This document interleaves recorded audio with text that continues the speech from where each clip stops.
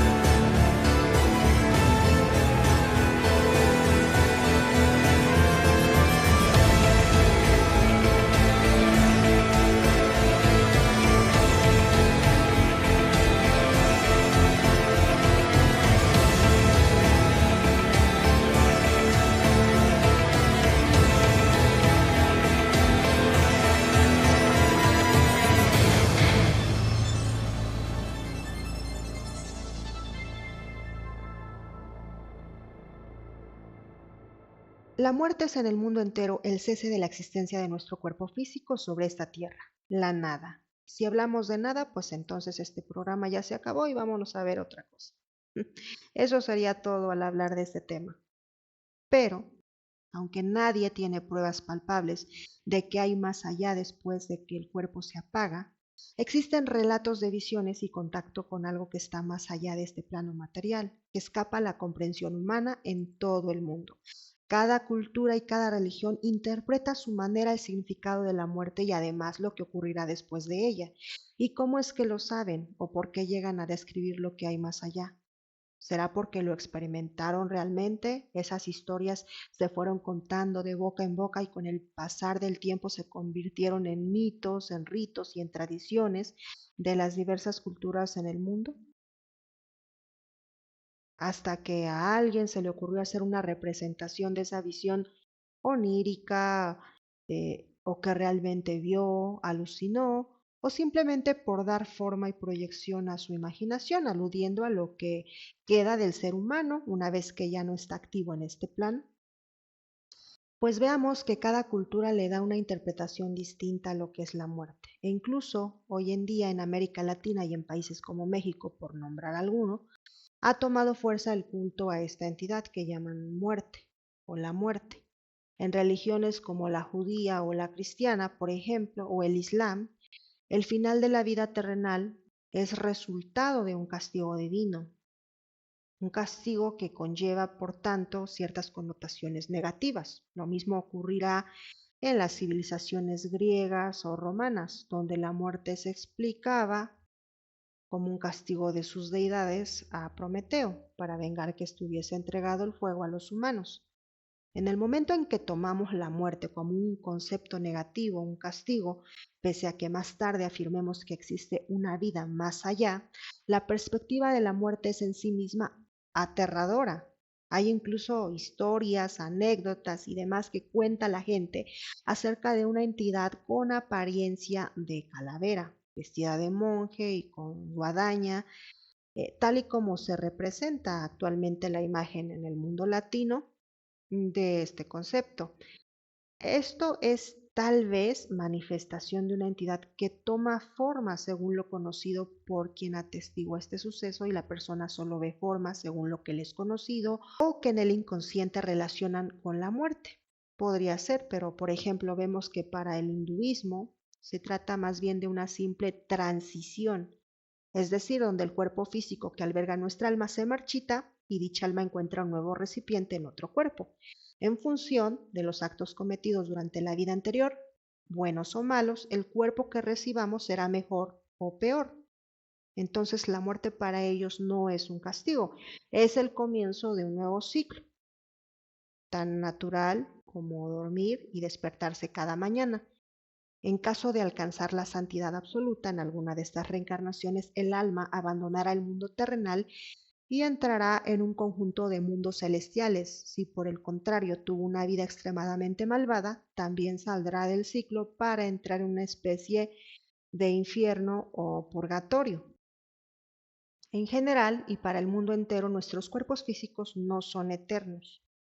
¿Pronunció alguna vez esta frase el líder revolucionario mexicano de nombre Emiliano Zapata?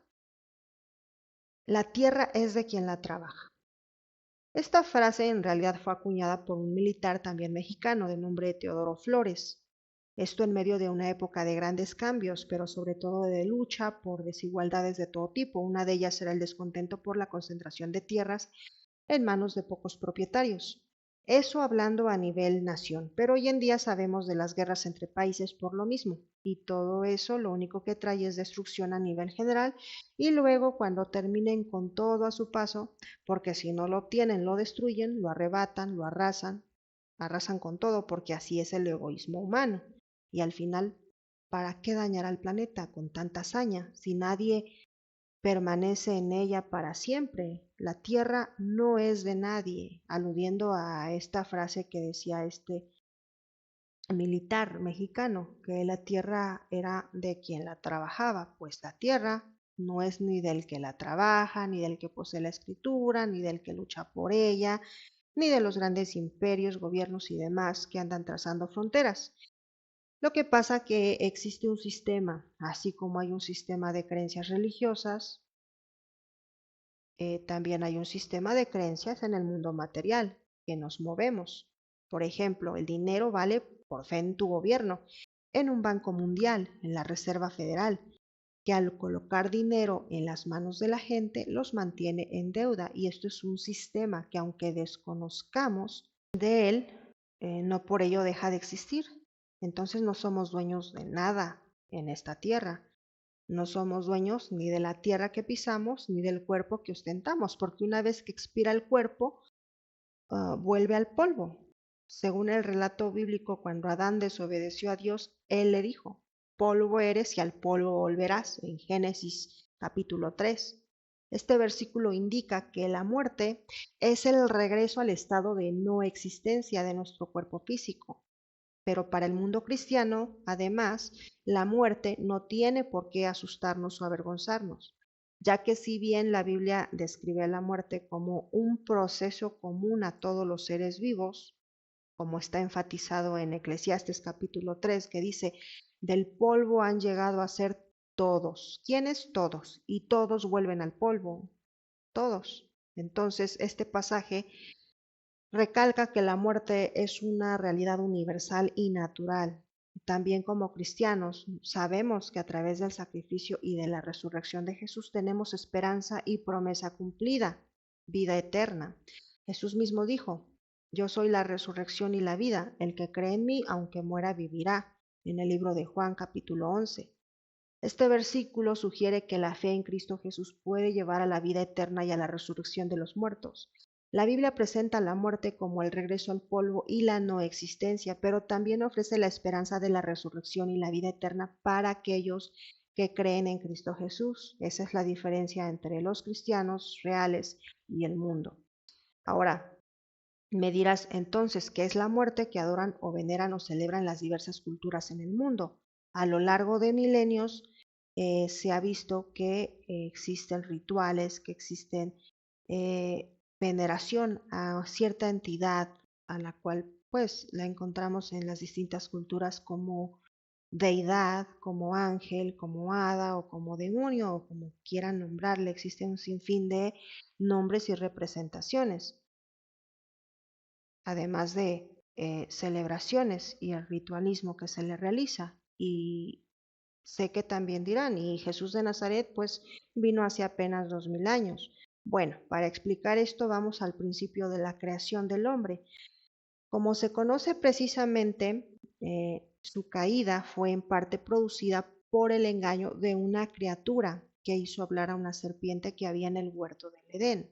A esta criatura se le da el nombre de serpiente antigua, pues en el libro de Apocalipsis, en el capítulo 12, versículo 9, encontramos lo siguiente, cito textualmente: y fue lanzado fuera el gran dragón, la serpiente antigua, que se llama Diablo y Satanás, el cual engaña al mundo entero.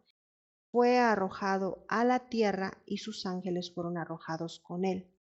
Esta parte de la Biblia nos indica que esta entidad no actúa sola, sino que había más con él. Se dice que ellos se organizaron según sus rangos para formar un reino, el reino de las tinieblas, que en la Biblia también encontramos alusión a esto, que no es algo que yo me lo esté inventando, ya que en la Biblia habla de un reino de las tinieblas y como en todo reino hay cierto orden jerárquico. Entonces, este reino está compuesto por diferentes rangos que vendrían a ser una cabeza de reino, sus principados, sus gobernadores, y así van bajando de rangos, como en el mundo físico están, por ejemplo, los gobernadores y van bajando en su escala y cada cual tiene su asignación y tiene su territorio hasta llegar a lo más bajo, que en el reino de las tinieblas serían los brujos, que trabajan con esas fuerzas oscuras y que ellos llaman sus padres o madres según la representación física de la entidad. Ya saben, las imágenes que utilizan para representar a esas entidades. Bueno, pues se dice que la muerte pertenece a un rango de principado. ¿Por qué? Porque su potestad es sobre una nación y generalmente mencionan siempre a México, pobre de México, ¿no? Y que como tal su influencia está sobre un territorio a nivel nación. Entonces cada nación tiene un principado asignado tanto del reino de Dios como del reino de las tinieblas.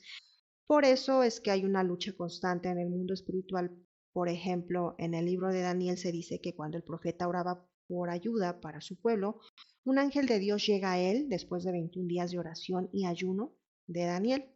Y el ángel que trae el mensaje de respuesta a sus oraciones le dice que sus súplicas fueron escuchadas desde el primer día, pero que el príncipe de Persia no dejaba pasar a este ángel. Así que tuvo que pedir ayuda a un ángel príncipe del reino de Dios, y este era el arcángel Miguel, quien está asignado para el pueblo de Israel como guardián de la nación.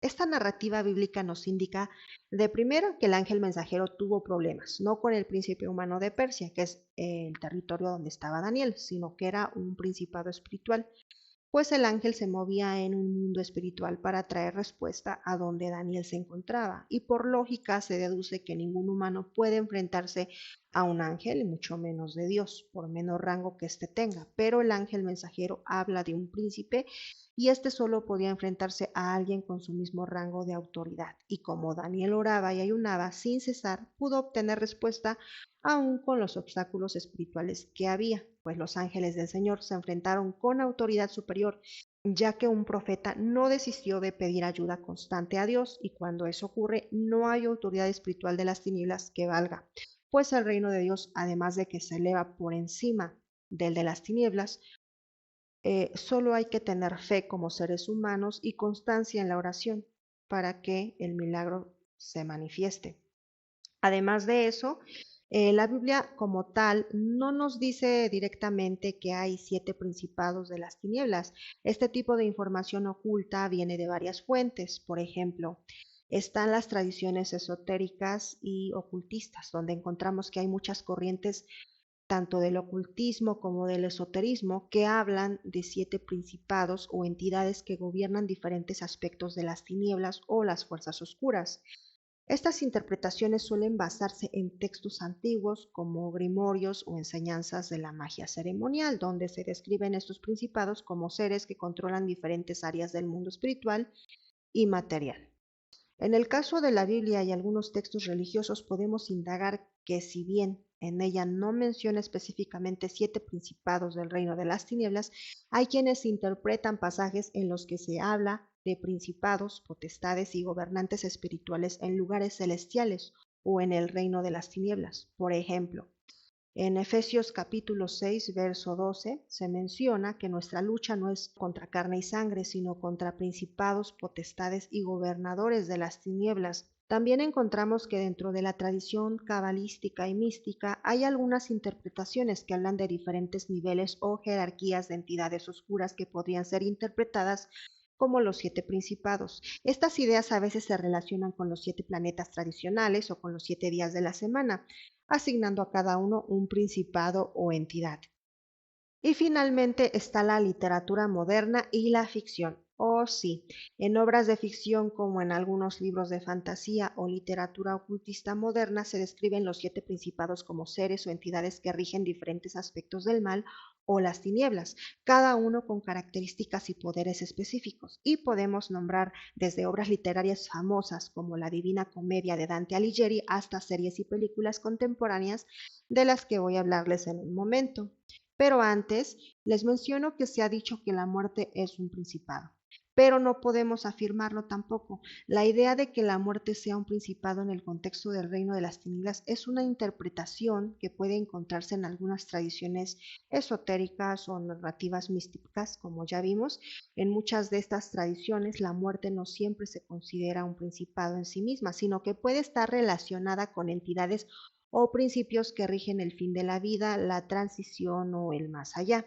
Por ejemplo, en algunas mitologías y sistemas de creencias, la muerte puede estar asociada con un principado o entidad que supervisa el proceso de fallecimiento y el mundo espiritual, como por ejemplo el barquero Caronte de la mitología griega o por ejemplo la figura de la parca en la mitología romana o en la cultura occidental.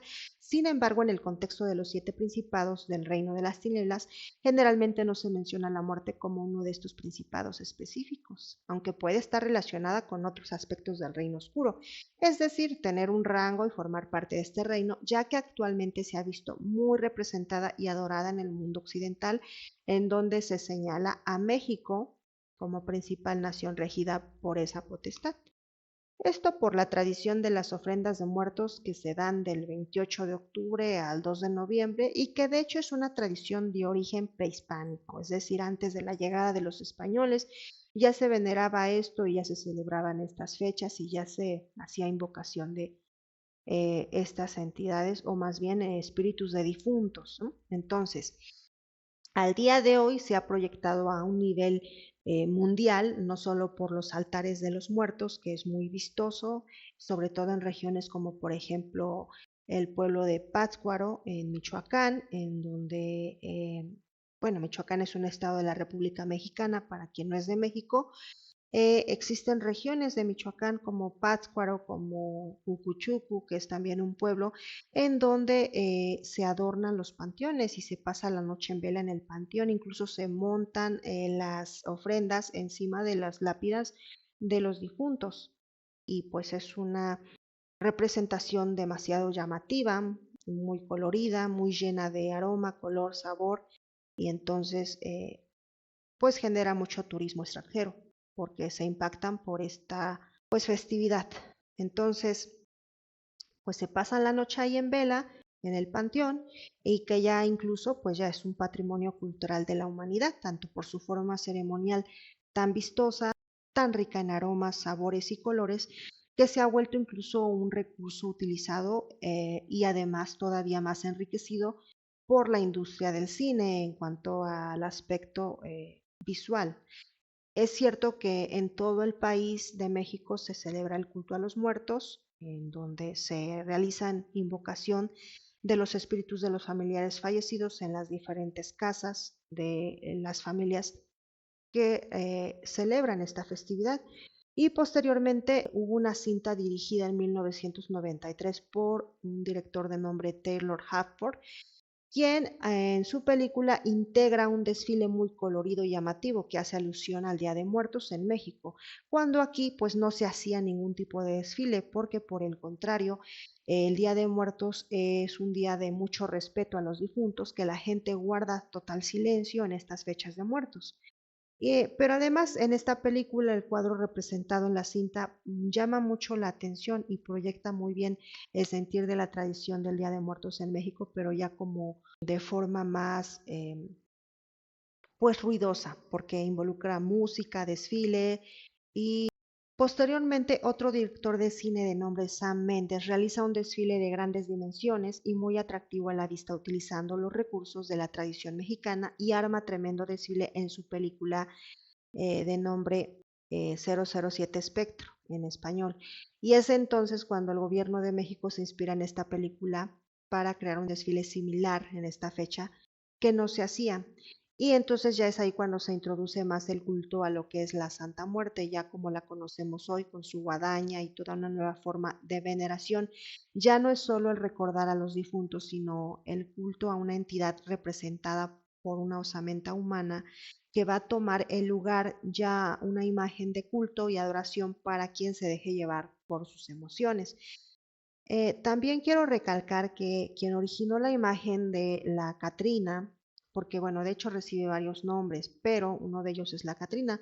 Esta fue creada por un muralista mexicano de nombre Diego Rivera, quien en uno de sus murales representa a la Catrina, que como ya les comento es la otra forma como se le nombra a esta entidad, que en realidad no sabemos quién es, pero tiene tantas representaciones, se podría decir que deja que quienes creen en ella lo hagan sin más que su fe y le den las representaciones que quieran, ¿no? Que en sí pues no es la muerte. ¿Por qué? Porque ya lo veremos más adelante, qué es en realidad la muerte. Pues esta que se venera es una entidad que ha recibido, se dice, la potestad sobre un territorio porque tiene muchos adeptos, muchos seguidores y además un día de celebración a nivel nacional y reconocido de manera mundial. Es por ello que se le denomina como un principado. Y se podría decir que, por ejemplo, si tú buscas cuáles son los 7 principados del reino de las tinieblas, para empezar, la cantidad varía según las fuentes. Algunos hablan de 7, otros hablan de 9, pero no encontramos entre esos nombres a la muerte como tal, como una de ellos. Entonces, si vamos a la Biblia, hay quienes hablan, por ejemplo, de que en la 10ª plaga de Egipto, en la que los primogénitos varones de los egipcios son cesados por un ángel, en la Biblia no dice que sea la muerte, porque hay algunos comentarios acerca de que en el libro de Éxodo se encuentra narrada lo que es la 10ª plaga y se dice que era el ángel de la muerte, pero no.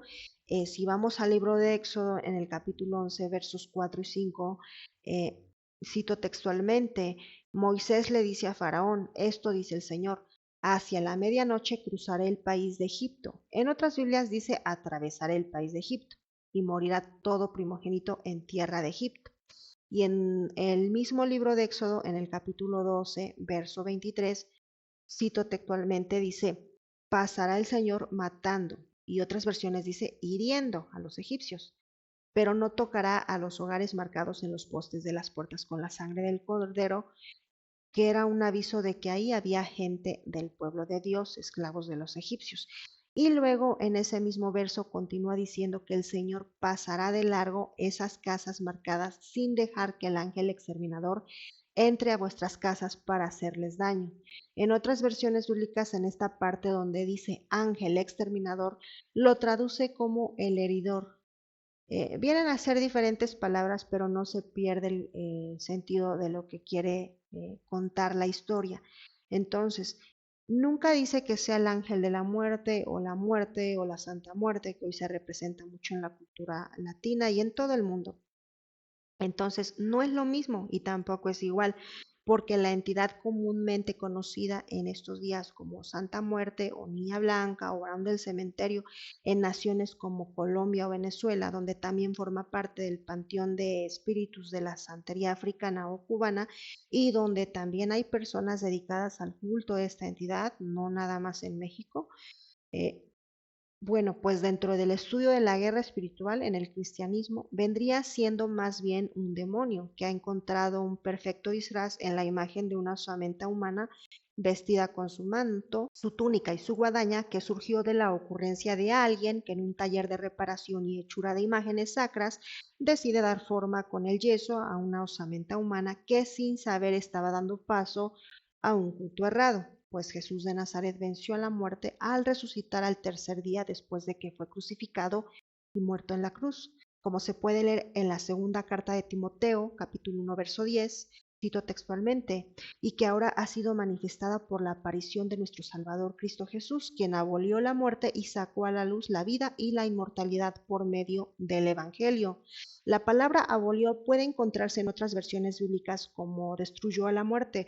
Otro ejemplo está en el libro de Isaías, en el capítulo 25, verso 8, profetiza, Él destruirá la muerte para siempre. El Señor Dios enjugará las lágrimas de todos los rostros y quitará el oprobio de su pueblo de sobre toda la tierra, porque el Señor ha hablado. Y en el libro de Oseas, capítulo 13, verso 14, dice, los libraré del poder del Seol, los redimiré de la muerte. ¿Dónde están, oh muerte, tus espinas? ¿Dónde está, oh Seol, tu aguijón? La compasión estará oculta a mi vista. Y Jesús, aun antes de ir a la cruz, mostró su autoridad sobre todo cuando ordenó a Lázaro salir de su sepulcro, como encontramos en el libro de Juan, capítulo 11, versos 43 y 44. Habiendo dicho esto, gritó con fuerte voz, Lázaro, ven fuera. Y el que había muerto salió, los pies y las manos atados con vendas y el rostro envuelto en un sudario. Jesús les dijo, desátenlo y déjenlo ir. Y yo sé que muchos se estarán preguntando, ¿y entonces por qué Jesús tuvo que morir? Bueno, Jesús tenía que morir porque estaba profetizado ya por la razón de que él tenía que anular mediante la muerte el poder de aquel que tenía esta como consecuencia del pecado en su dominio. ¿Quién era el que la tenía para su disfrute y su venganza? Para usarla contra la humanidad. Bueno, pues leamos. La respuesta está en el libro de Hebreos. En Hebreos capítulo 2, verso 14 nos dice lo siguiente, cito textualmente. Así que, por cuanto los hijos participan de carne y sangre, él igualmente participó también de lo mismo, para anular mediante la muerte el poder de aquel que tenía el poder de la muerte, es decir, el diablo. Entonces, la muerte real podría definirse como un estado o lugar donde no hay esperanza, solo espinas, tristeza, dolor y olvido. Y de hecho, hay de ella una etapa final, que es la muerte segunda, el lago de fuego, como testifica el discípulo Juan en su libro Apocalipsis 20, verso 14. Cito textualmente, y la muerte y el Hades fueron arrojados al lago de fuego. Esta es la muerte segunda, el lago de fuego. Y no me sorprendería que de repente por alguien encontrara esto y dijera, ok, la muerte tiene una hermana, vamos a hacerle una imagen también, la hermana de la muerte segunda. Porque así es la gente, porque así es el hombre, de todo hace imagen. Pero bueno, esperemos que no. Entonces, ¿podríamos afirmar ya que la muerte es en realidad un lugar de vacío y tormento absoluto? Pues miremos qué nos dice nuevamente el discípulo Juan en el libro de Apocalipsis, verso 18, capítulo 1. Cito textualmente, y el que vive y estuve muerto, y he aquí estoy vivo por los siglos de los siglos, y tengo las llaves de la muerte y del Hades, lo cual indica que Jesús de Nazaret ahora posee las llaves de esas prisiones espirituales que mantenían sin esperanza al hombre, porque Él tiene todo el poder para librar de la muerte. Por tanto, pues yo te invito a que no te aferres a una creencia aprovechada por el mal para engañar de nuevo a la humanidad. No hay santa muerte, solo una entidad demoníaca que huye si se le reprende en el nombre de Cristo Jesús y se le recuerda que Jesús, el Mesías, derramó su sangre en la cruz del Calvario para liberarnos de esa prisión de dolor y tinieblas, pues Cristo debe reinar hasta que haya puesto a todos sus enemigos debajo de sus pies. Y el último enemigo que será abolido es la muerte, porque como quedó escrito en la primera carta a los Corintios, en el capítulo 15, versos 24 al 26, cito textualmente: entonces vendrá el fin, cuando Él entregue el reino al Dios y Padre, después que haya abolido todo dominio y toda autoridad y poder, pues Cristo debe reinar hasta que haya puesto a todos sus enemigos debajo de sus pies. Y el último enemigo que será abolido es la muerte. Esto porque aunque Jesús ya venció en la cruz y ha traído redención a la humanidad, aún hoy día perdemos a nuestros seres queridos en esta tierra, en este mundo. La gente fallece, pero llegará el día en que a su orden todos sean resucitados de la muerte, como testifica Juan en su escrito. En el libro de Juan, en el capítulo 5, verso 28 y 29, cito textualmente: no os admiréis de esto, porque viene la hora en que todos los que están en los sepulcros oirán su voz y saldrán, los que hicieron lo bueno a resurrección de vida, y los que practicaron lo malo a resurrección de juicio. Y en el libro de Apocalipsis, en el capítulo 21, verso 4, el escritor deja en claro que Jesús enjugará toda lágrima de los ojos y ya no habrá muerte, ni habrá más duelo, ni habrá clamor, ni dolor, porque las primeras cosas han pasado. Y así es, porque Jesús no vino al mundo a condenarlo. El mundo estaba condenado a la muerte, a esa prisión donde solamente hay olvido, hay espinos, hay tristeza y dolor. Pero Jesús vino al mundo para salvarlo. Entonces, que no te engañen las mentiras de que Dios castiga y de que Dios es malo y de que Dios eh, no te quiere y que hay una entidad que te va a salvar, que te va a cuidar, que te va a ayudar y que tú puedes pedirle y que te va a hacer milagros. Porque no es así, es la mentira de los hombres y del mundo. Así que te invito a alejarte pues de esas creencias y buscar sabiduría, buscar información, alejarte de lo que es el pecado, porque todo lo que es pecado tiene que ver con ignorancia también, con tener falta de sabiduría, de entendimiento. Hay que buscar la luz, hay que huir del pecado, de la oscuridad, hay que retornar a la luz. Jesús es la luz del mundo, su verdad es la que te hace libre. Es el camino, es la verdad y es la vida. Dice en el libro de Juan capítulo 3, en el verso 19, este es el juicio. La luz vino al mundo y los hombres amaron más las tinieblas que la luz. Entonces vamos a hacer esta pequeña oración ya para terminar. Si quieren hacerla conmigo. Padre Celestial, por los méritos de tu terrible pasión, ten misericordia de nosotros y del mundo entero. Amén.